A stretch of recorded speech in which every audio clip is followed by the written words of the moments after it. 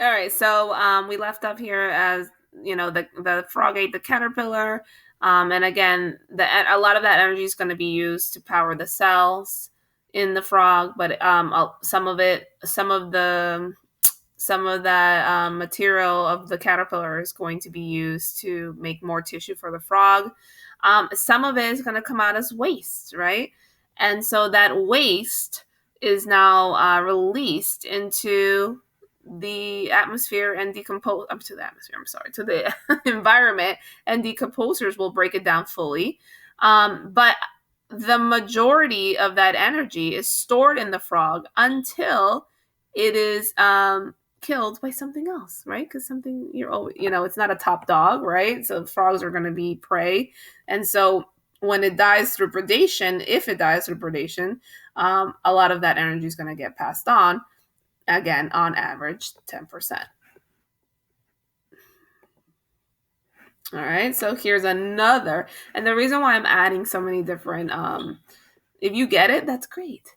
Okay, applause to Miss Jimenez that I explained it well, but primary productivity is usually kind of hard to understand for some students, so that's why I'm drilling it down here, right?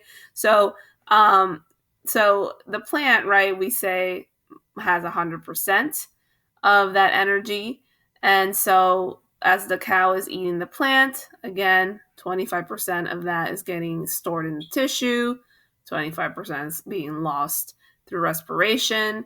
And again, I mean that by, it's using the sugar to make ATP. 40% of it is lost as heat, and 10% lost as excretion. So just maybe this diagram might work a little bit better than the other.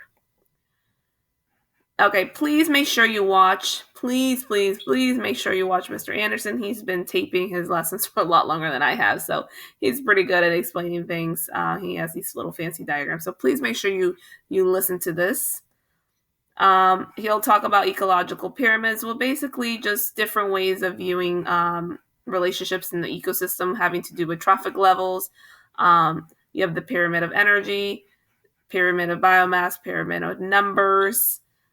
We can get into that on Friday.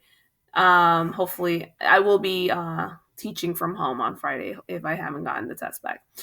Tomorrow, I just needed a day off to take my daughter in. So here, what you need to understand is that depending on the temperature and climate, you will have different biomes, right?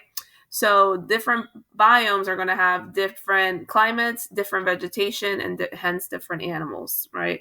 So you can expect that areas with warmer climates, wetter, greater precipitation, you will have more photosynthesis occurring, so more primary productivity. So primary productivity varies from biome to biome, okay? And so here are some factors that affect primary productivity. Solar energy input, right? So near the equator, we have more energy input.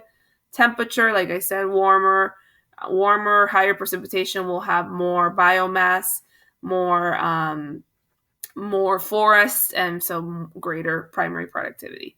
CO2 levels, obviously, that availability plays a role into photosynthesis, nutrients being available, all of that can impact the amount of photosynthesis that occurs in the area.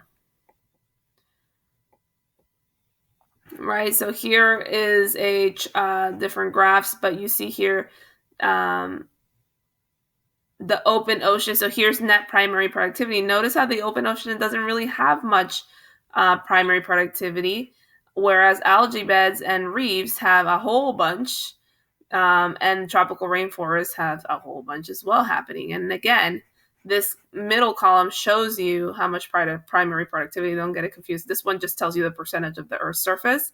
And so the open ocean doesn't really have much primary productivity. You have areas where you have algae beds and you have coral reefs that go through a lot of photosynthesis, so therefore they have a lot more primary productivity. Same thing with tropical rainforests. Obviously, the least would be your deserts, okay, because there's no rainfall.